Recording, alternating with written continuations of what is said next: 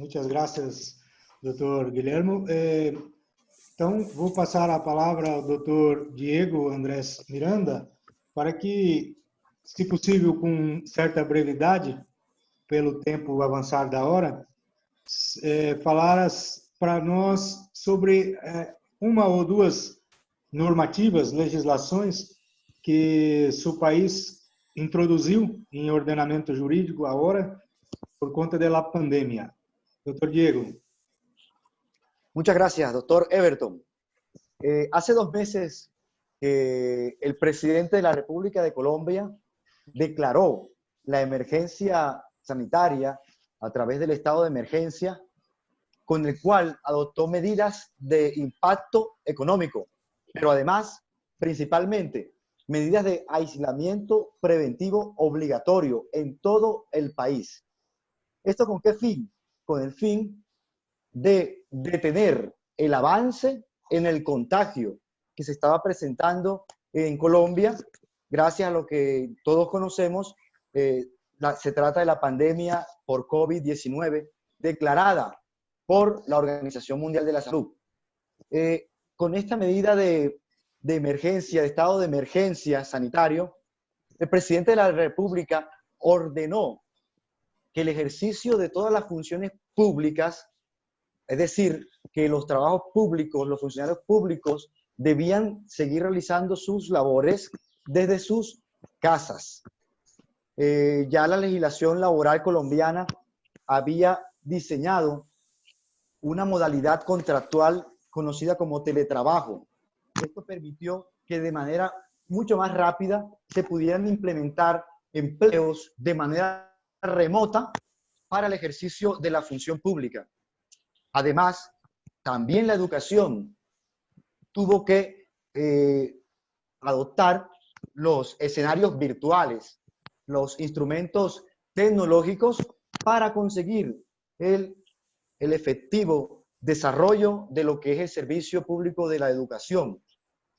Esta medida adoptada por el presidente de la República, no obstante que prohibió la libre locomoción, el libre tránsito por todo el territorio nacional, dejó unas excepciones, unas actividades las cuales no se vieron afectadas por esta declaratoria de emergencia sanitaria. Dentro de estas actividades no prohibidas se encuentran el sistema financiero, se encuentra también la labor de las notarías, se encuentra indudablemente la labor o el transporte del personal médico. También quedó exento de la prohibición de movilidad el transporte de alimentos. Y de manera personal, a las personas se le permitió salir a las calles para las labores de abastecimiento, ya sea de insumos médicos, pero también de insumos alimenticios. Estas medidas de prohibición que estableció el presidente de la República tienen únicamente el objetivo claro de mitigar los efectos del COVID-19. Este control de finalidad lo debe realizar el Estado colombiano a través de las Cortes y una vez verificada que la medida no cumplía con la finalidad de mitigación para la cual fue convocada, estaría sancionado no solo el presidente de la República, sino los ministros por la responsabilidad de esos actos que nada tuvieron que ver, con la mitigación de la pandemia del COVID-19. Por otro lado, el ejercicio de lo que respeta a las libertades tales como el derecho al ir y venir, se encuentra fundamentado por la garantía que debe suministrar el Estado de la vida de todos los ciudadanos. Entonces, dado el riesgo inminente que presenta la humanidad ante esta situación sanitaria, prevalece la obligación del Estado de garantizar la vida de sus ciudadanos a través de estos mecanismos que en algunos casos consisten en la prohibición de otros derechos de carácter individual. En relación a los eventos masivos se prohibieron.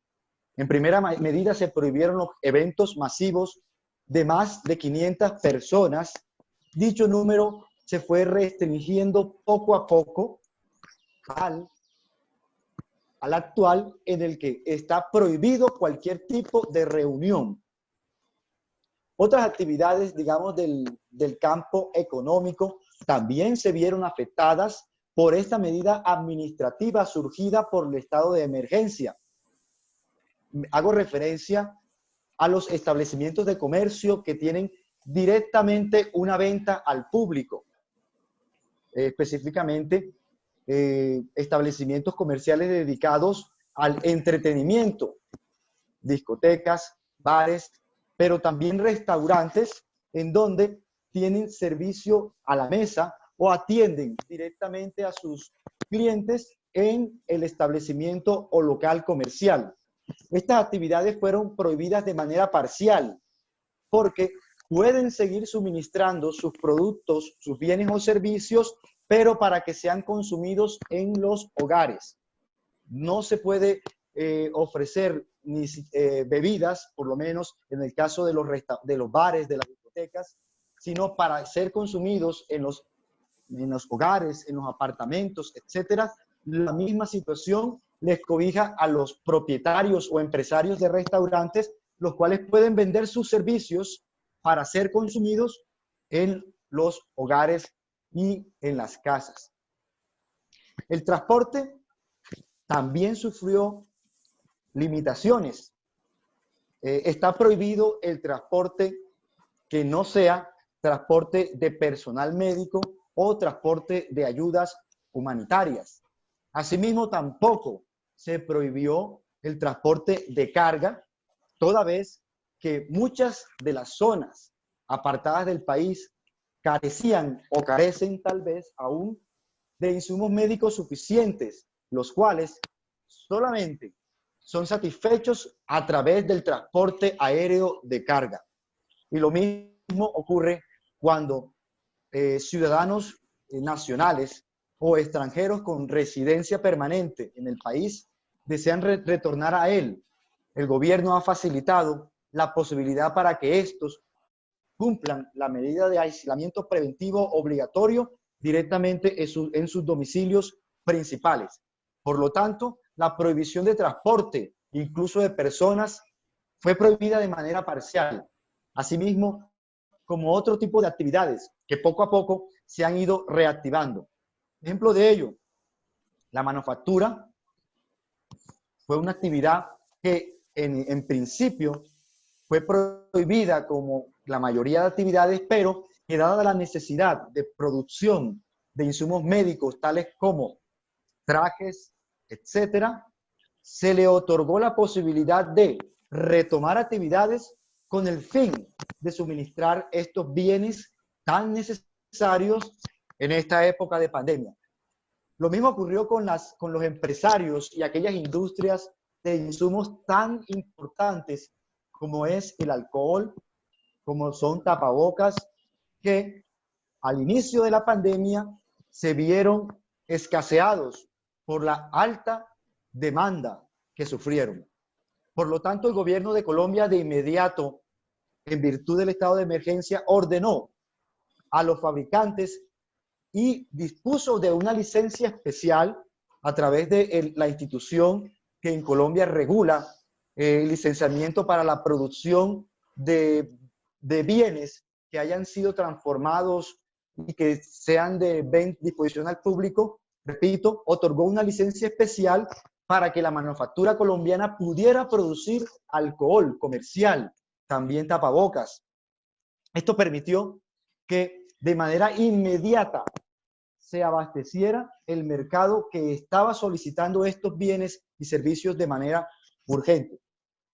Asimismo, poco a poco se han ido restableciendo actividades económicas o empresariales, tales como la construcción, la cual fue permitida retomar hace pocos días, siempre y cuando la alcaldía de cada municipio autorice a través de protocolos.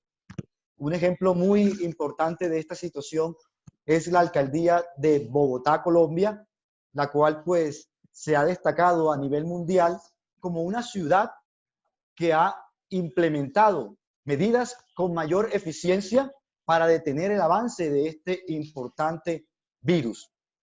Acá en Bogotá, la alcaldesa de la ciudad ha solicitado y exigido protocolos estrictos a las construcciones para que éstas puedan retomar sus actividades. Asimismo, se han implementado controles de movilidad para que los ciudadanos puedan acceder a los suministros alimenticios, puedan reabastecerse. Se ha implementado controles ciudadanos como pico y cédula, en donde, de acuerdo al último número de identificación de la persona, puede o no salir a hacer el mercado.